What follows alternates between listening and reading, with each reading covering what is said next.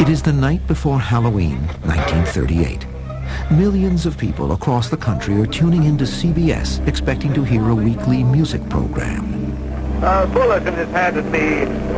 Martian cylinders are falling all over the country. It is a radio drama unlike anything that has ever been broadcast before. Today, we know this is Orson Welles and the actors of his Mercury Theater Company dramatizing War of the Worlds, a work of science fiction by H.G. Wells. But in 1938, the possibility that invaders from Mars are actually attacking the Earth is demonstration of our willingness to embrace the possibility of life on other planets.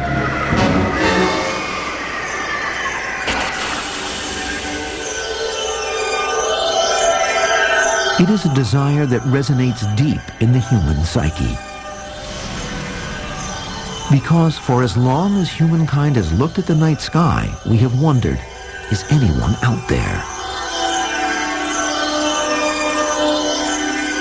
The earthly landscape may have changed dramatically since the dawn of man, but one thing has never changed. We see the same sky, the same stars as our most ancient ancestors, and from the very beginning we have tried to put a superhuman face on the cosmos. Everybody's curious about whether we're alone or not. I mean, everybody stood out late at night looking at the stars and sort of wondered, well, is there somebody up there looking back this way? In ancient Egypt, it is Ra, the sun god. The ancient Greeks populate the sky with hundreds of gods and goddesses whom they describe in their literature as beings beyond Earth, and they give the constellations names and human forms. Sagittarius, the archer, Orion, the hunter, Hercules, the hero. Then there is that enormous white ball in the sky which seems to be exerting a powerful force on Earth. It affects the tides, crop planting, and even our emotions. This, too, we anthropomorphize. It is the man in the moon. And there are indications that as early as 2,000 years ago, we are trying to communicate with them. High atop the Peruvian plains are enormous pictographs some more than 2 miles across that can only be seen from the air. And yet the Nazca lines, as they are called, are created by an ancient people for whom the possibility of human flight does not exist even as an idea. Could this be Earth's first greeting card to extraterrestrials? Then, in the 16th century, the invention of the telescope changes everything. And nothing. Fact is merging with myth and superstition, but the infant science of astronomy only deepens the belief that we are not alone. And leading the charge is Polish astronomer Nicholas Copernicus. Copernicus, way back in the 16th century, is the one who put the sun in the center instead of the Earth. So instead of having the geocentric worldview, you have the heliocentric worldview. What that means in terms of the extraterrestrial life concept is that the Earth now becomes just another planet, and the planets potentially become Earths. And so the question is, how much are those other planets like the Earth? The question is answered first in literature and painting. These are the earliest works of what will one day be called science fiction. And as the dreamers interpret the cosmos through their art, scientists are searching the skies with bigger lenses and better calculations. By 1850, we have found 5 planets, observed sunspots, and found a moon orbiting Mars. Then, in 1877, Italian astronomer Giovanni Schiaparelli peers through his looking glass and observes something that will astonish and inspire the world. Then he claimed there were these straight lines lacing the surface of Mars, which he called canali, which was translated into English as canals, not a perfect translation. But in any case, stimulated a lot of thought that there might not only be cosmic company, but it might be very nearby, just 35 million miles away on the red planet. But even the mere possibility is enough to spark the imaginations of scientists and dreamers around the world. In 1865, Frenchman Jules Verne publishes From the Earth to the Moon, foreshadowing what will become a reality a century later. Verne's early space travelers are shot into space from a large cannon on the Florida coast. And at the turn of the 20th century, H.G. Wells writes his novel, First Men in the Moon, about early astronauts who meet up with a sophisticated race of insect-like creatures. In 1902, French director Georges Méliès inaugurates the genre of science fiction movie making with the 16-minute film Le Voyage de la Lune. His space creatures are approximately humanoid with chicken-like heads and lobster-like claws. And while writers and movie directors are imagining life on other planets, an astronomer in the United States thinks he is close to proving it. His name is Percival Lowell. A lot of astronomers doubted his findings because he wasn't trained in astronomy at a university. He was trained in mathematics. I think what he probably thought was, you haven't seen what I've seen. I have the evidence. Come and look through my telescope. Percival Lowell had been fascinated with astronomy since boyhood, but it was never more than a hobby. By 1893, he is a wealthy entrepreneur in Boston, Massachusetts. Then, Lowell reads an article about Schiaparelli's so-called Martian canals, and his life changes forever. He puts his business interests on hold to devote himself full-time to astronomy. He begins to study the Red Planet, and then in 1895, Lowell publishes his earliest findings in Mars, a book that becomes very popular. Certainly, we see hints of the existence of beings who are in advance of us, not behind us, in the journey of life. Startling as the outcome of these observations may appear at first, in truth, there's nothing startling about it. In 1896, Lowell builds his own observatory in the highest, darkest place he can drag a 26-inch telescope, Flagstaff, Arizona. While cowboys are riding the range in the Wild West, Percival Lowell is looking for life on Mars. When we continue, what Percival Lowell finds on Mars will inspire others to try and make contact. And in at least one case, it seems they may have. In the late 19th century, mogul-turned-astronomer Percival Lowell is nationally known because of his startling revelations that he has observed artificial structures on the planet Mars.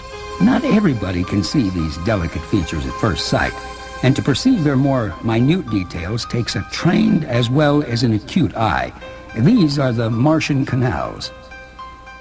Lowell speculates that the canals were built by Martians to carry water from the melting polar ice caps to the Martian equator. The theory of the canals being made by intelligent beings was not accepted by most of the scientific community, and for many years he was in fact ridiculed.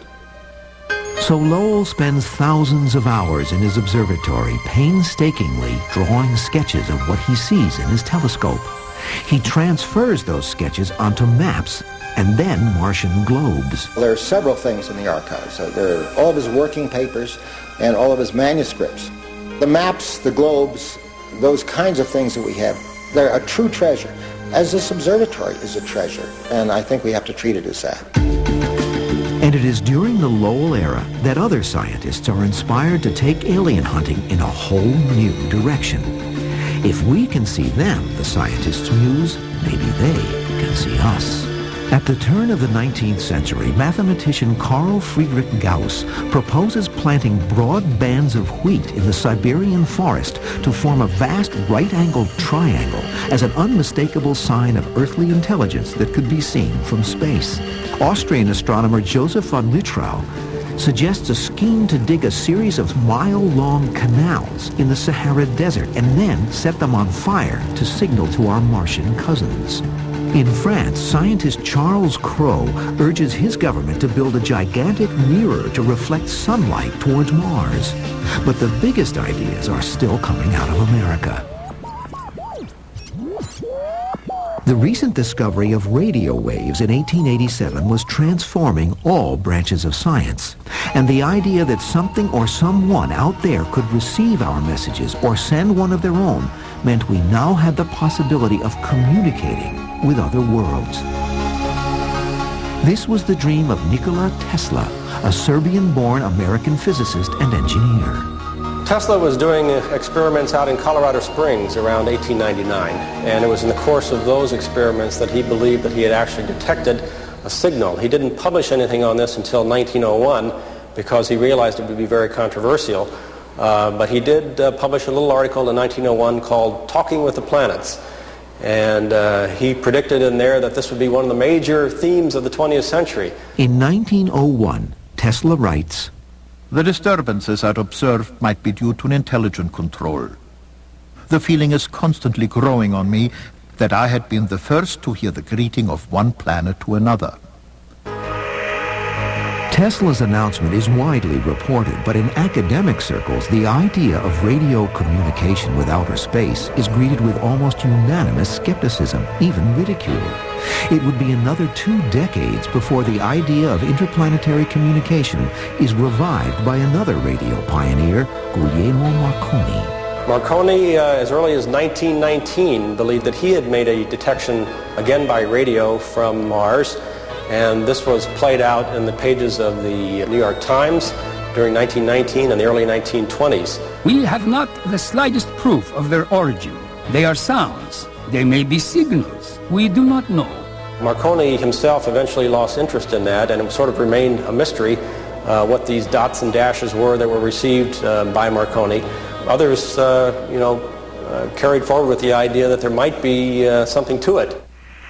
One of those others is astronomer David Todd. His specialty had been solar eclipses, but in the 1920s, Todd also becomes fascinated with the possibility that Martians might be communicating with Earth via radio waves. Todd already in 1909 had the idea that you might take a balloon flight up above some of the atmosphere and use radio apparatus there to try to detect a signal from Mars.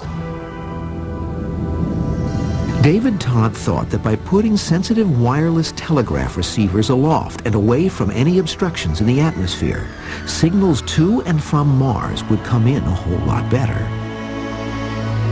On August 29th and 30th, 1924, Mars is at its closest point to Earth, optimal conditions for communicating with the red planet, Todd believes. He asks the U.S. military to shut down all radio transmissions in the Washington, D.C. area for a short amount of time. Amazingly, they comply. The Chief of Naval Operations sends a dispatch to the radio facilities under his command, telling them to avoid any unnecessary communications and to listen for any unusual signals. After Todd switches on his radio gear, several strange signals are in fact detected at several sites. But the most unusual phenomenon occurs because of an invention by another scientist who is with Todd. C. Francis Jenkins had invented an early version of television called the Radio Photo Message Continuous Transmission Machine. During Todd's experiment, Jenkins records what is described as a curious picturization of radio phenomenon. What came out in the picture was something that looked like a face, and Jenkins was more conservative than Todd. Jenkins said that he really believed that this was not something related to Mars, but Todd, always pressing forward sort of in a Lowellian kind of a way, said that maybe it could be. We now have a permanent record which can be studied, and who knows until we've studied it just what the signals may have been. But the important thing is to have a record. The picturization is 30 feet long and 6 inches wide. Some see the profile of a man. Others the possibility that this is a Martian code that the aliens are hoping we Earthlings can decipher.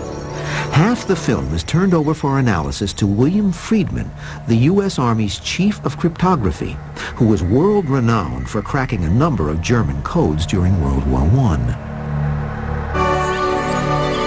If there was a message in this signal, Friedman died without deciphering it.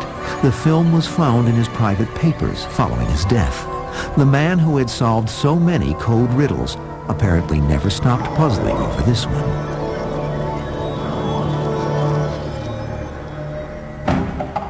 When we continue, some Americans start to believe that Martians aren't going to wait around for us to figure out their messages. It's time to invade. If we were on the verge of building rockets that could go into space, maybe the aliens were able to build rockets that had come here. In the 1930s and 40s, scientists were discovering strange new worlds all the time, holding out the possibility that one of them might be inhabited. And it was Hollywood's job to show us what they would look like when they got here.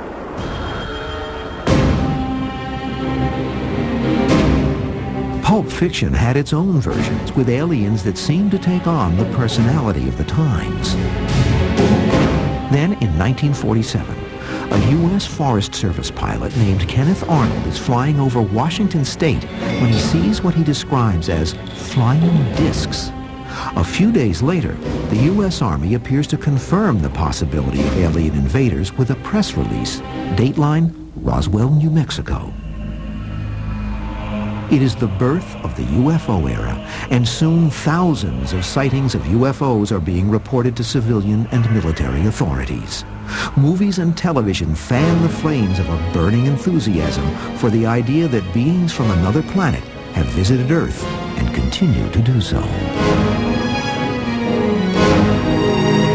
The Cold War had set in, right? And people were afraid of things in the sky, because things in the sky could, after all, be Soviet bombers headed your way. So, you know, if we were on the verge of building rockets that could go into space, maybe the aliens were able to build rockets that had come here. So I think that there was sort of a conflation of all these sorts of factors that operated in the public mind to cause them to interpret what they were seeing as in the sky as something alien and probably unfriendly.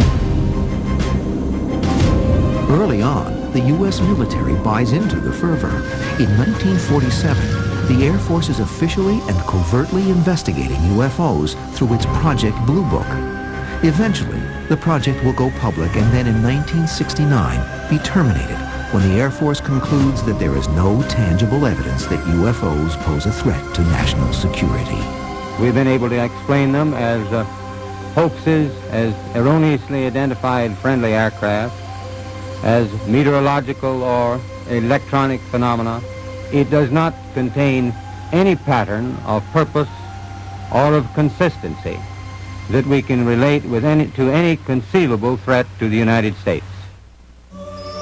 But among astronomers, the possibility of communication with other worlds is alive and well, fueled not by UFO mania, but by hard science.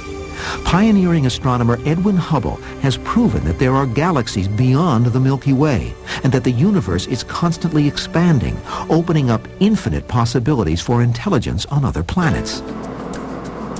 In 1948, Hubble is installed at the world's largest telescope on Mount Palomar in California. Hubble believes, in his words, many of these planets must be suitable for supporting life.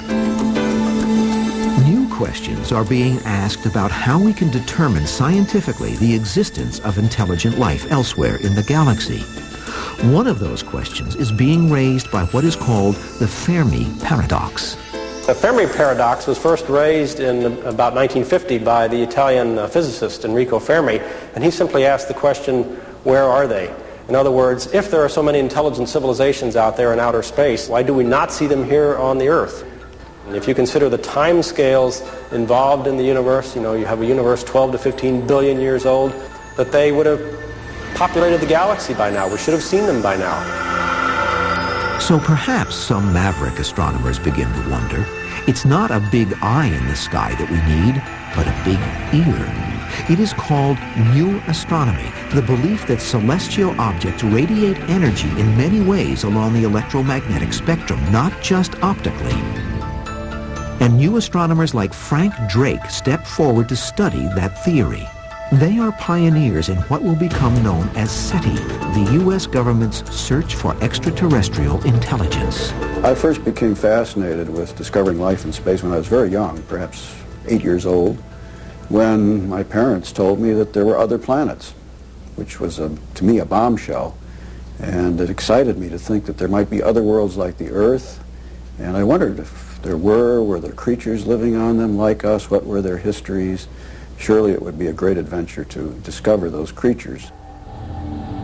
In 1960, with a PhD from Harvard, Drake accepts a staff position at the National Radio Astronomy Observatory in Green Bank, West Virginia. I am sure we're not alone. Of course, that's a very daring statement. People will say, wow, how can you say that? Well, I can say it because first, there are 400 billion stars in our galaxy. A substantial fraction are like our sun.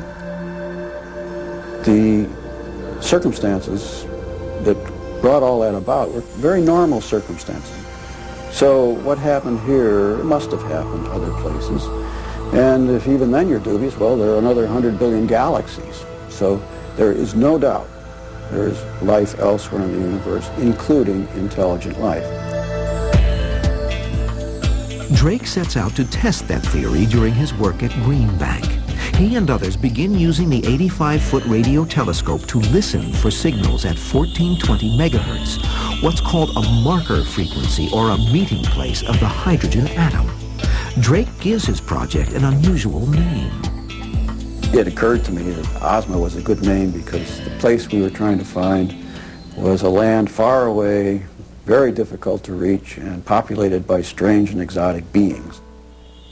In the spring of 1960, the Ozma receivers are switched on. Amazingly, Drake's team gets immediate results. It was the first day of Ozma, when we, in fact, having observed for many hours our first target star, Tau Ceti, turned the telescope to Epsilon Eridani, the second target star. Almost immediately we heard something we'd never heard before in years and years of radio astronomy, which was a signal which sounded like choo, choo, choo, choo, choo, choo, choo. And it was the type of signal that some people predicted we'd get from another world. My first thought was, is it this easy? All you do is go to the first star and turn it on. There it is. It was really amazing. We didn't quite know what to do. The telescope is moved away from the star and then refocused on it, but the signal can't be located again. A similar signal is found several weeks later, then ruled out as radio interference from another transmitter on Earth. But Ozma prompts serious attention, and in 1961 the National Academy of Sciences hosts a conference at Green Bank to assess the possibility of communicating with other worlds. It is then that Frank Drake unveils an equation that will forever put alien hunting into the scientific mainstream. To this day, it tells us what we need to know if we're to predict the number of civilizations in space. The equation is a way of determining N, the number of civilizations in our galaxy that have the potential for radio communication. It is a way of quantifying how likely we are to get a message from deep space. And says Drake, the chances, mathematically speaking, are very good. The Drake equation is a bold formula that turns the staid world of astronomy on its head. It will greatly influence the work of a young astronomer, Carl Sagan. But the public is completely unaware of it. They want their alien hunters in shiny silver suits. Godspeed, John Glenn. In 1961, John Glenn becomes the first American to orbit the Earth, seeing it from an extraterrestrial point of view. It is now the space age, and for the first time in history, the public sees science catching up with science fiction. 5, 4, 3, 2, 1, 0. Ignition. Liftoff. Liftoff. 30 minutes after. The space race is on, and just like our ancient ancestors, the object of our desire is the moon. On July 21st, 1969, we make it. Go ahead, Mr. President. This is Houston out. Because of what you have done, the heavens have become a part of man's world. But Neil Armstrong, Buzz Aldrin, and Michael Collins aren't alone up there. The alien hunters have launched a number of unmanned probes into space. They are sent to take pictures and gather data, but some of them also contain a special message intended for E.T., a message not far removed from those Peruvian drawings created so long ago. It is now okay to talk about intelligent life elsewhere, whereas a decade or two ago it wasn't okay. It was considered too speculative to be worth any investment of time. We may never know if Sagan's message has found an intergalactic recipient. When we continue, in 1974, a cosmic greeting card of another kind comes out, and this one gets a response. Scientists can only say, wow. The year is 1974. Fringe UFO researchers announce that they have evidence that the Air Force is holding 12 alien bodies at Wright-Patterson Air Force Base in Dayton, Ohio. It sets off a debate that will continue for many years to come. Science fiction images of alien life created in the 50s are reinforced in TV shows and movies. And the sale of sci-fi books keeps pace with classic literature. And unbeknownst to nearly everyone, a real scientist, Frank Drake, is sitting in his new observatory in Puerto Rico trying to make contact. In 1974, we sent a 3-minute message from the Arecibo Observatory. It consisted of 1,679 characters. It's a kind of cosmic music that will one day become part of pop culture, influencing the movie classic Close Encounters of the Third Kind. But in 1974, it's cutting edge. And what it does, when properly decoded, is create a picture which starts with a number system that then shows the chemistry of the DNA molecule, the basic molecule of life on Earth. There's a crude sketch of a human being to show what we look like. We're a primate, that's about all you can tell. And then below that there's a sketch of a telescope focusing rays to a point with its size given. And it's the size of the telescope which sent the message, the Arecibo telescope, which not only tells what telescope sent the message, but gives a measure of how advanced our technology is, because it is our largest telescope. 3 years after the message is sent into space, there is a response. At the Ohio State University Radio Observatory, Jerry Eman is at the controls of a radio receiver called the Big Ear, one of the listening devices in the government's SETI network. I had the task to look at the computer printouts to see if there was anything interesting. Anything 4 or above was definitely unusual. Well, this was the equivalent of 30, and so it was so strong, 5 to 6 times stronger than I had seen any signal in the past, that I was astonished and immediately wrote the word "wow!" exclamation point in the margin of the computer printout. Within a series of random numbers, the computer had kicked out a strange series of letters. What did 6EQUJ5 mean? It was probably interference of one sort or another, but it was, the kind of interference that mimics a real signal. I mean, nobody knows what it was. I mean, you have to admit that. But seeing a signal once is not good enough. It'd be like my neighbor seeing a ghost in his attic once, and every time we went back to his attic, it was never a ghost again. Well, unfortunately, that just doesn't prove the existence of ghosts. SETI keeps looking, and through the 1980s, scientists are on a roll. The search for extraterrestrial intelligence has gradually encouraged a worldwide web of scientific interest and support. SETI becomes a line item in the NASA budget, and its federal funding rises from just a few $100,000 in the early 1970s to over $10 million in the early 1990s. Then, on October 12, 1992, ironically the 500th anniversary of Columbus's discovery of the New World, Congress downsizes the SETI program and within a year pulls the plug. After more than 15 years and $60 million in research and development, SETI is dead. All these resources potentially wasted. It was a great embarrassment to the American Congress and in fact to our country. And indeed, in the rest of the world, people shake their heads every time they hear about it. How could the Americans, who are so sophisticated in science and technology, have done something so dumb? This was not a good thing for the government to do. I think that the American people were behind such a search and still are behind such a search, and that the amount of money that was being spent on that was for such a grave question, for such an important question, for a question that bears on our place in the universe, really was worthwhile. So SETI goes private and goes begging. In 1993, it becomes the nonprofit SETI Institute in Mountain View, California. Bill Hewlett and David Packard of computer fame provide the seed money. Gordon Moore, a co-founder of Intel, and Paul Allen, a co-founder of Microsoft, each write million-dollar checks. The Institute launches Project Phoenix because SETI has indeed risen from the ashes.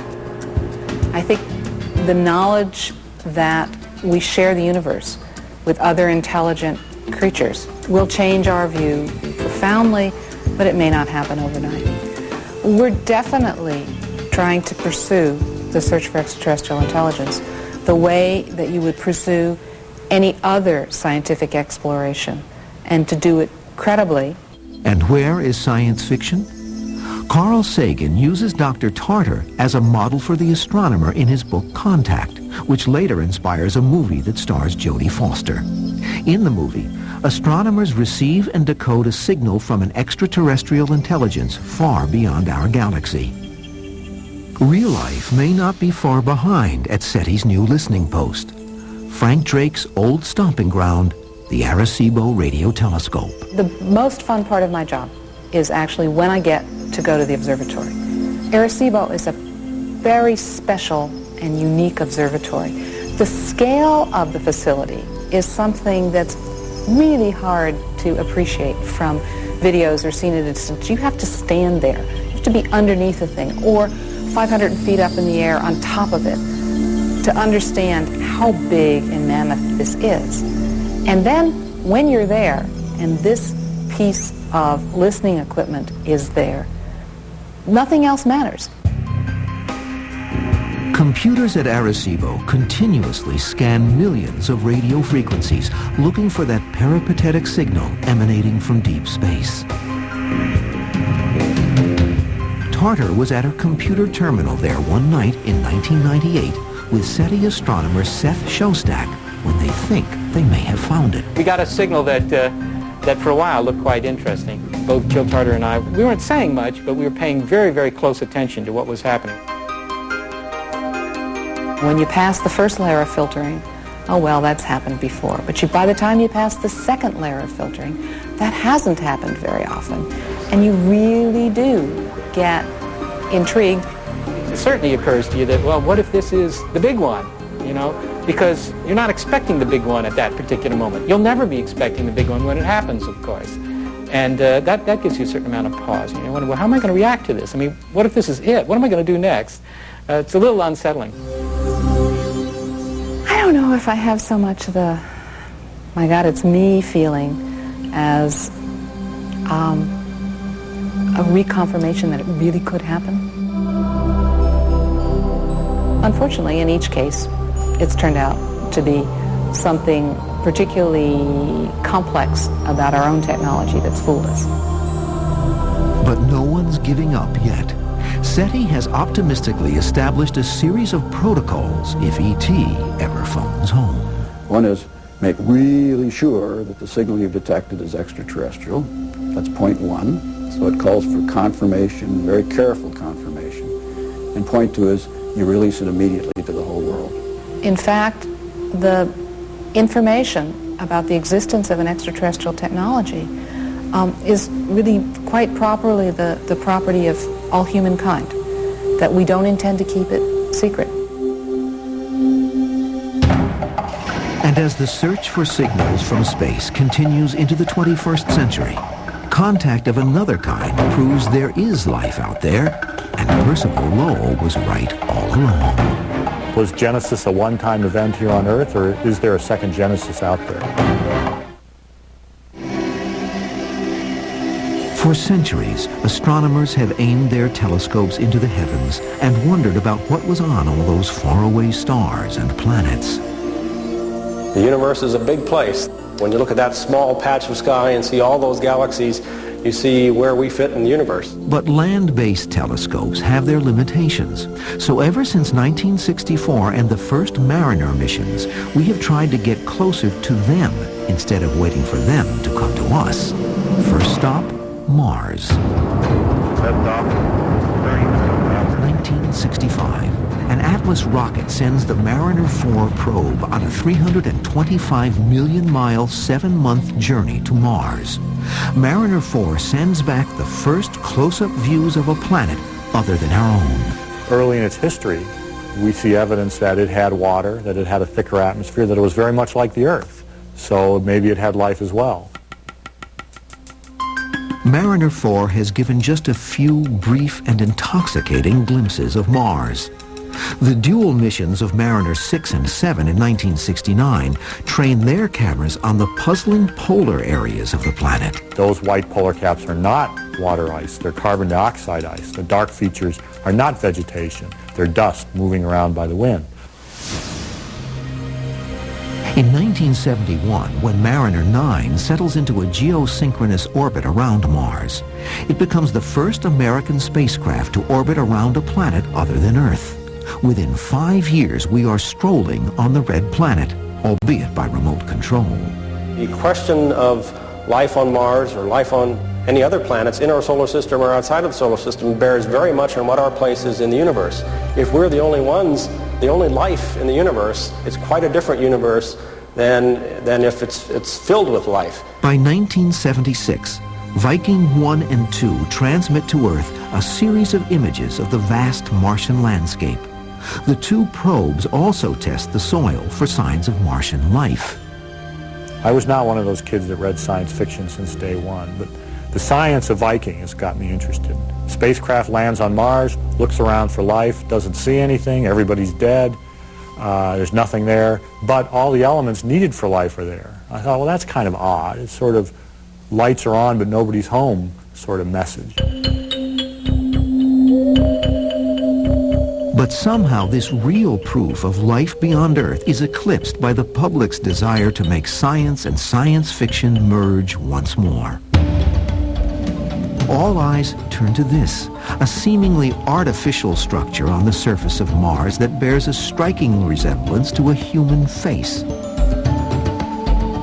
We want to believe, and for a while we do, but it's just a pile of rocks photographed at Martian sunset.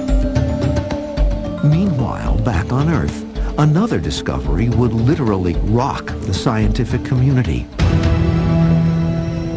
In 1984, government researchers in Antarctica discover a small meteorite. It looks like a potato, and it comes from Mars. Tests on rock ALH 84001 in 1995 reveal microscopic traces of organic material that might indicate the presence of a past life. In that rock, the team from Johnson Space Center thinks they found fossils. Now that discussion is still very much open. We don't know for sure if those are fossils, if they aren't. This is one of the reasons why we think life could be carried from Mars to Earth and probably vice versa. July 4th, 1997. NASA's Pathfinder mobile surveyor lands on Mars. As we get deeper and more profound in our understanding of Mars, we might be able to find evidence that there was once life there. There's two possibilities when we look at the possibility of life on Mars. One is that we'll go to Mars, we'll find fossils, we'll find life, and it will turn out to be the same as us. A more interesting scenario would be if we go to Mars, we find fossils, we find evidence of life, we find Martian biochemistry in the dead Martians and their organic material, and we compare it to us and we realize these are truly alien. These are a different type of life. This was the second genesis of life. In the back of my mind, I always think we are too conservative. And my thought on that is that if you examine the biology of Earth, you realize one of life's prime characteristics is that it's very opportunistic, very adaptable. And so we, in our conservative way, say, oh, life will only exist on planets much like the Earth. And I'll bet you anything, we're going to find worlds where there's life that disobeys one or all of those things. At what point do you throw in the towel? You know, if you've done this for another 10 or 20 years, are you going to say, okay, we give up, they're not there? And of course the answer to that is no. Just because you haven't found them doesn't mean they're not there. It has been more than 100 years since Percival Lowell theorized about life on Mars. And although it appears that the advanced civilization Lowell thought might exist was never there, he has left an unwavering legacy in popular culture and in science that lives on. Lowell was wrong in the detail, but he was right in the big question, and he was right in the planet to go after. He was right in asking the question that searching for life is the interesting thing we should do when we go looking at the stars and go into space. And he was right in supposing that Mars was the first planet that's going to give us meaningful answers. I think if Lowell's spirit is alive today, it's alive in people like me and scientists like us who are searching for life and who see Mars as being the most interesting planet other than the Earth in terms of the story of life. Just before his untimely death in 1916, Percival Lowell observed what he thought was a ninth planet far out in the solar system. He was right. In 1930, astronomers at the Lowell Observatory verified his sightings of the so-called Planet X and honored his memory by naming the newly found planet Pluto, PL, being taken from the initials of Percival Lowell. You can use his telescope, walk out the front door, and within about 10 yards is his mausoleum. And so he's, in spirit at least, still watching over the telescope and keeping an eye on us, making sure we look at things he wants to, and takes care of his telescope. It's quite well known that I am responsible for the modern world we live in. Space travel, telecommunications, medicine, theoretical physics, even interracial dating. Me, and me. But don't take my word for it. Take his. How William Shatner Changed the World. Catch an encore presentation tonight at 8, only on the History Channel. See?